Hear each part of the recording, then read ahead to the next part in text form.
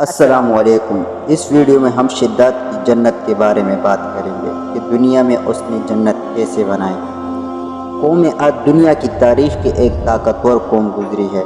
یہ لوگ بہت ہی لمبے قد اور قدامت کے تھے۔ اپنی طاقت کے بلبوتے سے یہ لوگ بہت جلد پورے یمن پر قابض ہو گئے۔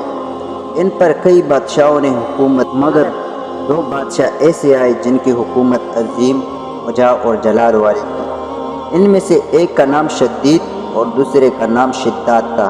یہ دونوں بھائی تھے اور انہوں نے اپنے زمانے میں بے شمار لشکر اور خزانے جمع کیے تھے۔ یہ دونوں بھائی ارم بن سام بن نوح کی اولاد میں سے تھے۔ ان کے کل حکومت عمان، یمن، عدن اور شمالی عرب کے علاقوں پر تھی۔ جب شدید کی موت واقع ہوئی تو پوری حکومت شداد کو مل گئی۔ اس نے تمام قبائلی سردار اور بادشاہوں کو اپنے متی اور فرمانبردار بنا لیا اور اس طرح پوری جنوبی عرب پر اس کی حکومت ہو گئی۔ یہی وجہ تھی کہ دنیا کی دیگر ممالک کے بادشاہ اس کے باجگزار ہو گئے۔ اس تسلط اور غلبے نے اس کو اتنا مغرور کیا اور متکبر کر دیا کہ اس نے خدائی کا دعویٰ کر ڈالا۔ اس وقت کے علماء اور پیغمبروں کے پیروکار نے اسے سمجھایا اور عذاب الہی سے ڈرایا، مگر وہ کہنے لگا میرے پاس اب دولت، حکومت، سب کچھ ہے، اب خدا کی عبادت کی ضرورت نہیں اور میں اب کسی کی اطاعت نہیں کروں گا۔ شداد نے حضرت ہود علیہ السلام کی زبان سے یہ سن رکھا تھا کہ جنت کیسے ہوگی اور اس کے نعمتیں اور خوبصورتی کا کیا عالم ہوگا۔ اس لیے اس نے زمین پر جنت کی تعمیر کا ارادہ کیا۔ وہ کہتا تھا مجھے اس جنت کی ضرورت نہیں جو خدا نے بنائی، ایسی جنت تو میں خود دنیا میں ہی بنا دوں گا۔ لہٰذا اس نے 100 متعدد افراد کو جمع کر کیا اور ہر ایک کو 1000 آدمیوں پر مقرر کیا اور پوری دنیا کے ماہرین کو عدن آنے کی دعوت دی۔ اس نے اپنے بانجے زحاق کو، جو ایران کا بادشاہ تھا، پیغام بھیجا کہ جتنا سونا چاندی تمہارے پاس جمع ہے وہ فوراً میرے پاس بھیج دو۔ زحاق نے ایسا ہی کیا۔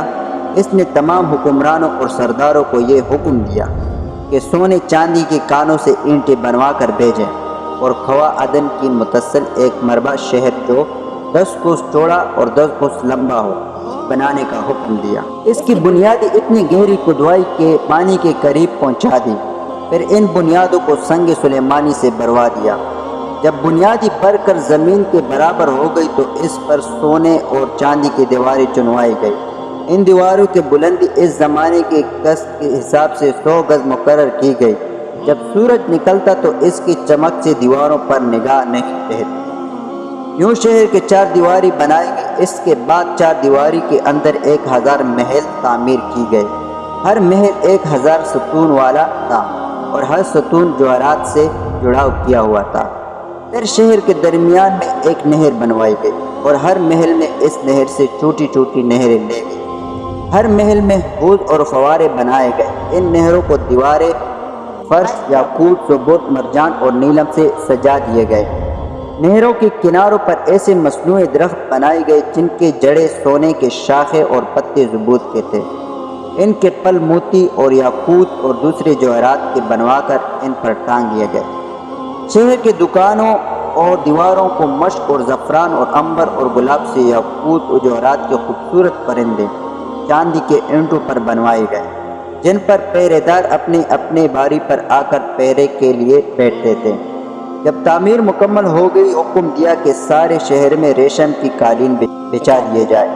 پھر نہروں میں سے کسی کے اندر میٹھا پانی، کسی میں شراب، کسی میں دودھ اور کسی میں شہد اور شربت جاری کر دیا گیا۔ روایتوں میں آتا ہے کہ اس جنت کو بنانے میں 300 سال لگے اور شداد کی عمر 900 سال کے قریب تھی۔ باغ کے مکمل ہونے کے بعد وہ اپنے لاؤ لشکر کے ساتھ متکبرانہ انداز میں شہر کی طرف روانہ ہوا۔ جب قریب پہنچا تو تمام شہر والے اس کے استقبال کے لیے شہر کے دروازے کے باہر آ گئے اور اس پر زور اور جوہرات نچاور کرنے لگے۔